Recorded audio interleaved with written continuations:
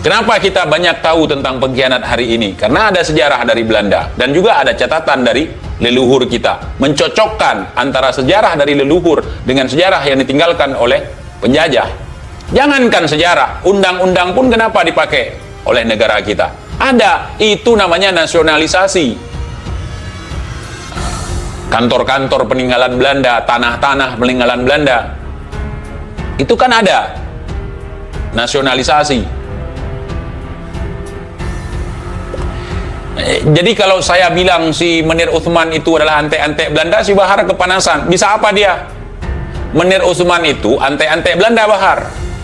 Menir Uthman Al-Habib atau Sayyid Utsman bin Yahya antek-antek Belanda. Mau siapapun mau membantahnya silahkan. What? Indonesia tanah air beta pusaka abadi nan jaya. Mengatakan hari ini aneh sekali sejarah kita. Pengkhianat bangsa dianggap pahlawan, pahlawan dianggap pengkhianat. Kebolak-balik. Itu pernah saya katakan. Dulu kebiasaan Belanda, ketika ada orang-orang yang melawan menentang Belanda akan diasingkan. Contoh Cunyadin, Pocut Merah Intan, itu diasingkan. Yang tidak mau menyerah kepada Belanda, diasingkan. Tapi yang misalnya meninggal di daerah, itu memang syahid di dalam medan perang. Ya, Cunyadin, kenapa dibuang ke Sumedang? Itu pengasingan beliau, karena beliau tidak mau menyerah. Kenapa Menir Utsman tidak diasingkan? Oh, syahid dalam perang. Nggak ada catatan dia syahid di dalam perang. Bahkan dia tidak pernah melawan Belanda. Ngopi bareng Belanda, iya. Ya. Pelajari dulu. Oh, itu sejarah yang dibuat oleh Belanda. Coba kalian pahami. Sejarah yang dibuat oleh Belanda. Kalau dia kalah, dia akui kalah. Dan kebanyakan sejarah yang dibuat oleh Belanda setelah kemerdekaan itu banyak benernya. Kecuali sejarah propaganda yang dibuat pada saat sedang perang berlangsung. Kenapa kita banyak tahu tentang pengkhianat hari ini? Karena ada sejarah dari Belanda dan juga ada catatan dari leluhur kita. Mencocokkan antara sejarah dari leluhur dengan sejarah yang ditinggalkan oleh penjajah. Jangankan sejarah, undang-undang pun kenapa dipakai oleh negara kita? Ada, itu namanya nasionalisasi. Kantor-kantor peninggalan Belanda, tanah-tanah peninggalan Belanda, itu kan ada nasionalisasi. Jadi kalau saya bilang si Menir Uthman itu adalah antek-antek Belanda, si Bahar kepanasan. Bisa apa dia? Menir Uthman itu antek-antek Belanda, Bahar. Menir Uthman Al-Habib atau Sayyid Utsman bin Yahya antek-antek Belanda. Mau siapapun mau membantahnya silahkan. Ya. Itu bukan ilmu coli. Jadi kalian jangan racuni kami dengan pengaburan sejarah. Ia bertanggung jawab atas fatwa-fatwa dia yang melemahkan para pahlawan dan pejuang di masa itu. Itu antek-antek Belanda.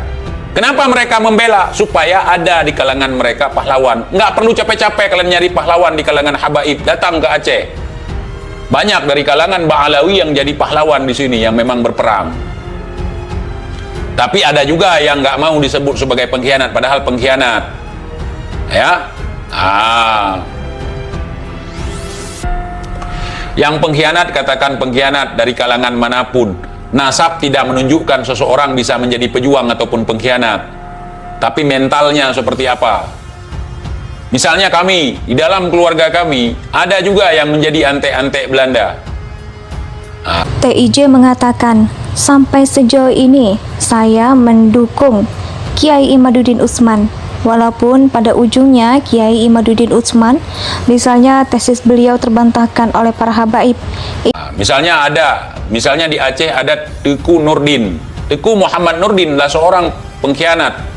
beliau berkhianat kepada Belanda, bekerja sama dengan Belanda.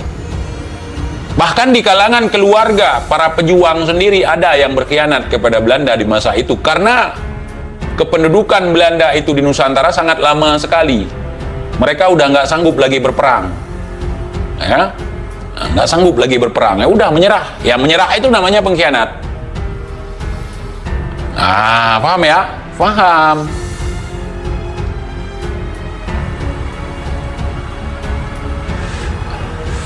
Apa ini?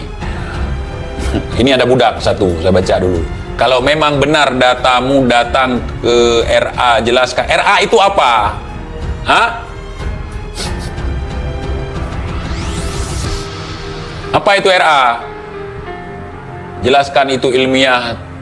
Tutat, apalah itu, kau kagak jelas kok komen. Udah, yang ngaku-ngaku punya darah Rasulullah, tes DNA. Yang ngaku-ngaku nasabnya tersambung, bantah tesis Kiai Imad. Yang ngaku punya karomah, peluk itu hewan buas. Tapi kalau Sayyidina Ali, ya, kalau misalnya Sayyidina Hasan, Sayyidina Husain tidak digigit oleh hewan buas, saya percaya. Tapi kalau si Bahar enggak, kenapa? Karena saya nggak percaya mereka anak cucu daripada Rasulullah SAW. Saya tidak percaya bahwa mereka adalah Ahlul Bait, ya, tidak percaya mereka Ahlul Bait Nabi.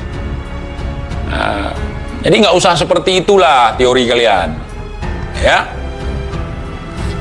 Kau itu sebenarnya budak TEJ. TEJ tidak memperhamba diri kepada Tuhan. Jadi saya bukan budak. Ya, saya tidak ikut-ikutan orangnya. Budak itu adalah orang yang bekerja dengan dipaksa oleh siapapun, di luar batas kesadarannya, tanpa digaji. Seperti kau di sini, ya. Kau di sini membela orang yang memang bukan keluarga kau, bukan sahabat kau, cuman hanya gara-gara terdoktrin, doktrin murahan, itu budak. Dan saya tidak pernah jual baliho orang lain di online, tidak pernah jual foto orang di online, tidak pernah meminta sumbangan dari orang. Nggak butuh saya. Saya meyakini walaupun saya ini miskin, tapi saya memiliki Tuhan yang kaya, yakni Allah Subhanahu wa Ta'ala. Ya, tidak perlu saya meminta-minta mengemis ke orang-orang di sini. Si PT Budak, mana perusahaan PT Budak? Kamu penyalur budak ya? Ya, kamu agennya.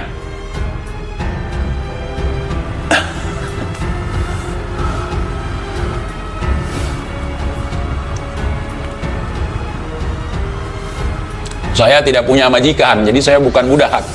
Bukan orang yang bisa dipaksakan untuk mencintai sesuatu dengan menutup mata, telinga, dan juga pikiran, apalagi hati. Tidak bisa. Siapa yang saya cintai, ya saya cintai. Nggak usah ada pemaksaan. Ini dalam hal ini adalah Robitoh. Ya, saya tidak akan menghilangkan rasa hormat dan juga respek terhadap keimanan. Kenapa?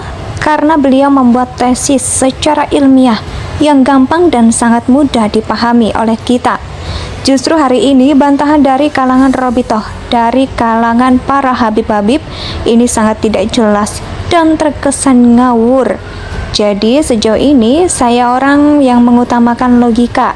Jadi saya masih percaya dengan apa yang dilakukan oleh Kiai Imaduddin Utsman, tentu berdasarkan pengetahuan yang sedikit, yang secuil saya pahami tentang pembahasan menyangkut dengan nasab para habaib ini, dan ini merupakan jawaban dari pertanyaan saya, ujar TIJ.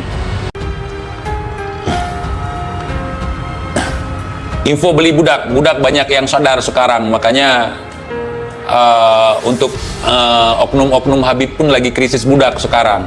Mereka sekarang patungan budak, gonta-ganti budak yang sama dikasih ke si A, ke si B, ke si C. Jadi akhirnya budak ini bersatu untuk saling mendukung kepada tuannya. Indonesia sejak dulu kala tetap dipuja-puja bangsa